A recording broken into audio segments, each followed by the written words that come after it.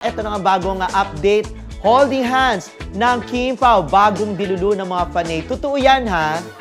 Ilang mga fans ang ano ba tawag doon? Ilang fans ang naihina naman sa kilig dahil sa Kim Pao.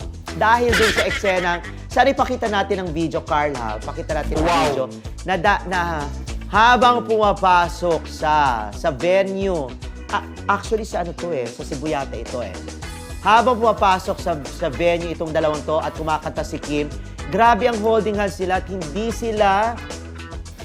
hindi sila nagtatanggal ng kamay na, hindi sila kumakalas sa kanilang holding hands. Para talaga silang parang totoo. Charot! Eto na tayo, nagdidilulu. Parang totoo, di ba? Ganon. At habang naglalakad sila, talagang ang tibay-tibay ang tatag ng holding hands nila. Si Paolo, alam mo, feeling ko talagang hulog na yan kay Kim. Kasi sa mga gesture ni Paolo, parang seryoso na talaga siya kay Kim. Sa mga galaw ni Paolo, sa mga tingin ni Paolo kay Kim, sa mga sagot sa mga tanong, hindi ba? As in talagang hulog na ang loob ni Paolo. Pero wag na natin sila pangunahan ha.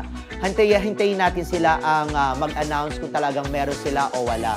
Pero para sa akin, mas, kung saan sila nag-enjoy, di doon muna sila. Kung mag-friendship muna sila, na meron silang mutual understanding, doon muna sila hanggang sa mag-grow at mapagdesisyonan nila at mapagdesisyonan nila at the same time, maramdaman nila sa kanilang mga puso yung totoong pag-ibig at hindi dahil ipinupush natin sila at hindi dahil sa love team. Ganon!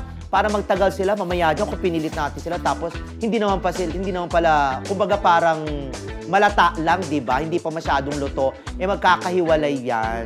Pero for sure naman, ay magiging talagang solid na talaga ng matagalan ang tambalan ng Kim Pao. At yan ay magiging kasama niya sa history ng Pilipinas at pati na rin ang cut din.